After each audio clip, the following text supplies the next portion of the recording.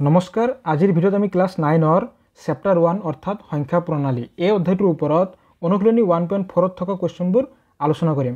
ইয়াৰ আগতে আমি এই অধ্যায়টোৰ ওপৰত যিমানখিনি এক্সাৰসাইজ আছে এক্সাৰসাইজ 1.1, 1.2, 1.3, 1.5, 1.6 আটাইবোৰ অনুশীলনীৰ সমাধান আমি কৰিছো। তোমালোকে যদি সেই অনুশীলনীবিলাকৰ সমাধান চোৱা নাই ডেসক্ৰিপচনত লিংক দিয়া আছে গৈ চাই ল'বা।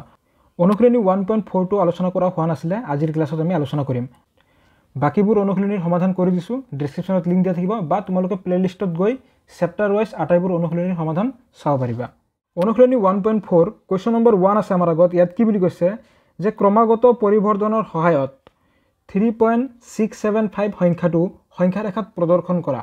মানে ক্ৰমাগত পৰিবৰ্ধনৰ সহায়ত মানে জুম কৰি আমি চাব দিছে এই 3.675 এই সংখ্যাটো সংখ্যা ৰেখাত ক'ত বহিব।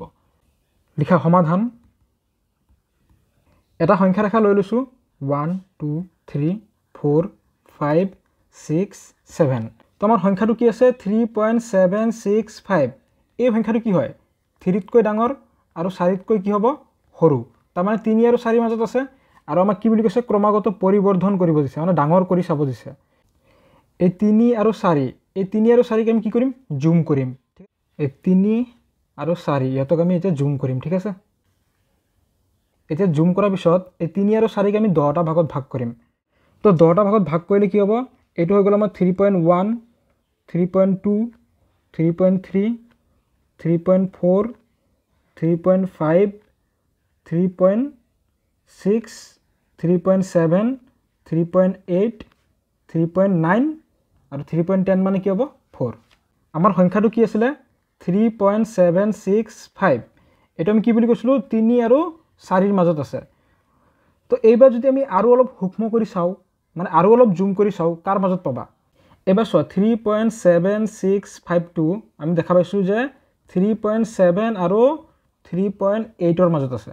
গতিকে এইবাৰ আমি চোৱা এই 3.7 আৰু 3.8টোক জুম কৰি চাম, ঠিক আছে। জুম কৰি চালে তুমি এইটো পাই যাবা।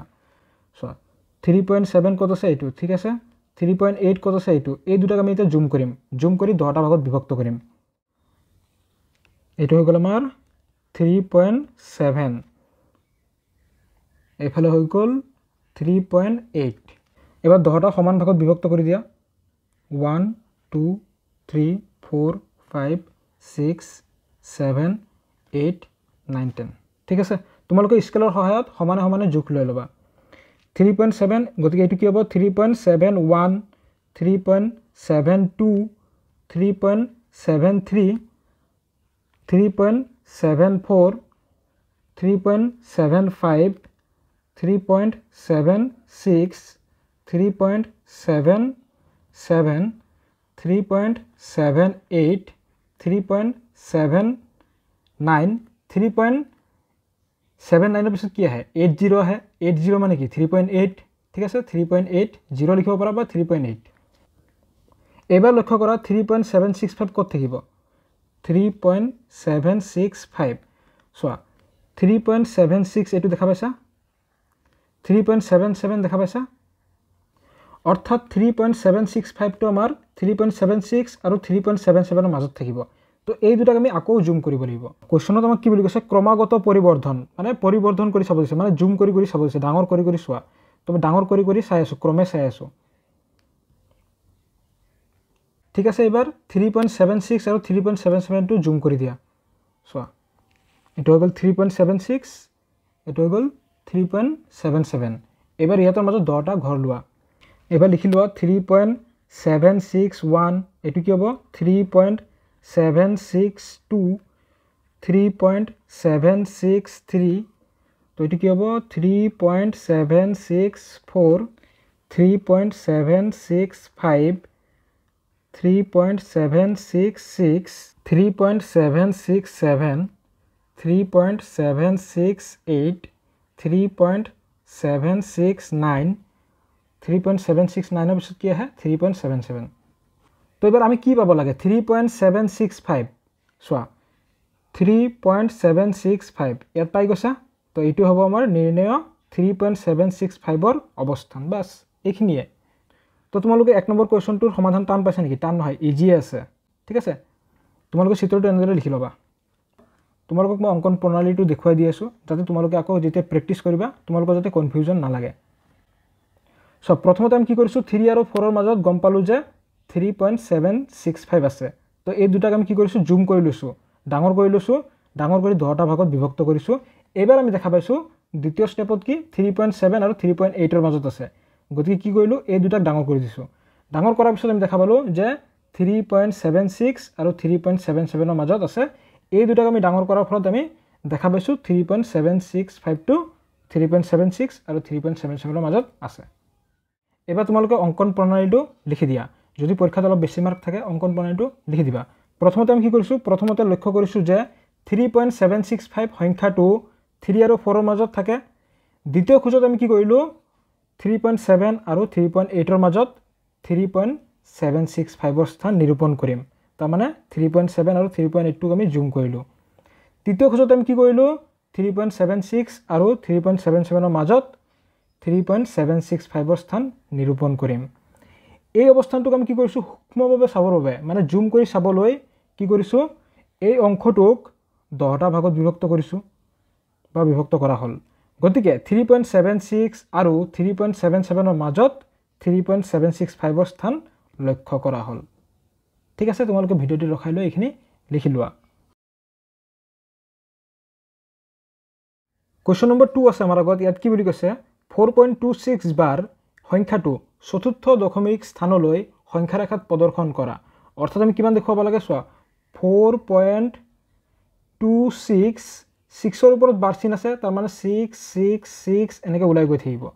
এবাৰ কি বুলি কৈছে চতুৰ্থ দশমিক স্থানলৈ মানে দশমিকৰ পিছত 4টা স্থানলৈ দেখুৱাব লাগে, মানে 2 6 6 6 ইয়ালৈকে ল'লে আমি হৈ যাব। গতিকে আমি এই সংখ্যাটো এই সংখ্যা ৰেখাত আমি প্ৰদৰ্শন কৰি দেখুৱাব লাগে। লিখা সমাধান বা সলিউশন। ঠিক আছে, সংখ্যা ৰেখা এটা অংকন কৰি লৈছোঁ।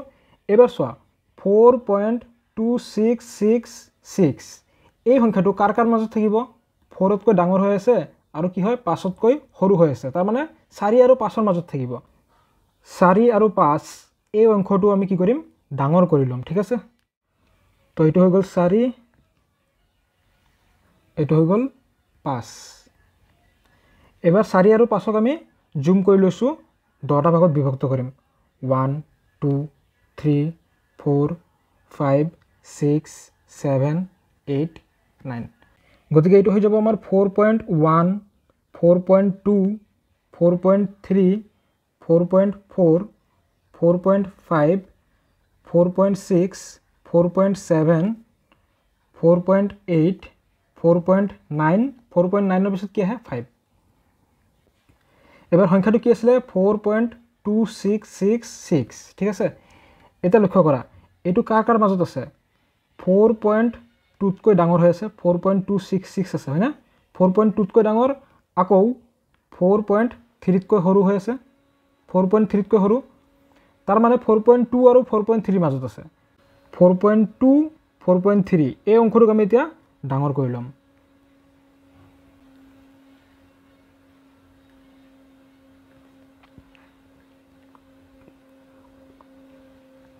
এইটো হৈ গ'ল 4.2,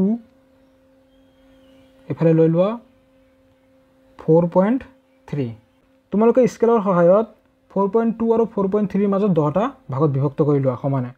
এইটো আছিলে 4.2, তো এইটো কিমান হ'ব 4.21 4.22 4.23 4.24 4.25 4.26 4.27 4.28 4.29 4.29ৰ পিছত কি আহিব 4.3। এবাৰ আমি 4.2666 পালোঁ জানো, চোৱাচোন কি পাইছা 4.26টো পাইছা, 4.26লৈকে পাইছা, আমি আৰু দুটা 6 পাবলৈ আছে হয়নে। তেতিয়াহ'লে এই সংখ্যাটো কাৰ কাৰ মাজত থাকিব 4.26 আৰু 4.27ৰ মাজত থাকিব হয় না, 4.26 আৰু 4.27ৰ মাজত থাকিব। এই অংশটোক আমি এতিয়া ডাঙৰ কৰিম। ঠিক আছে,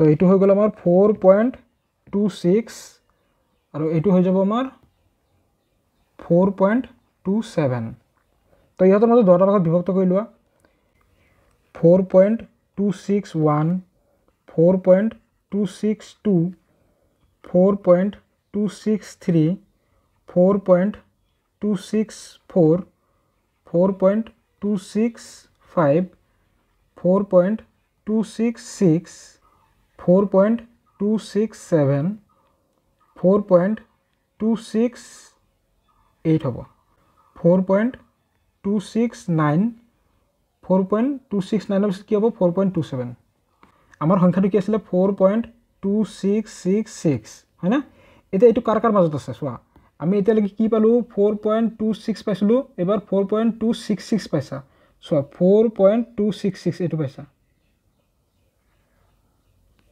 আমাক কি লাগে 4.26 আৰু এটা 6 লাগে তেতিয়া হলে 4.266 আৰু 4.267 মাজত থাকিব এই দুটাৰ মাজত থাকিব তো এই দুটাক আমি আকৌ জুম কৰিব লাগিব তেতিয়া হলে আমি এইটো পাম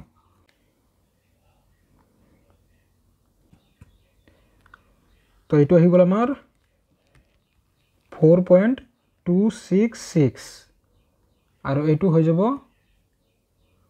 4.267 এবাৰ ইহঁতৰ মাজত 10টা ঘৰ লোৱা 4.266 4.2661 4.2662 4.2663 4.2664 4.2665 4.2666 4.2667 4.2668 4.2669 তাৰপিছত কি আহিব 4.267 আহিব আমি কোনটো সংখ্যা দেখুৱাব লাগে 4.2666 তো এইটো পাইছা নে চোৱাচোন 4.2666 ইয়াত পাইছো গতিকে এইটো হ'ব আমাৰ নিৰ্ণয় অৱস্থান কাৰ কাৰ মাজত আছে 4.266 আৰু 4.267 ৰ মাজত আছে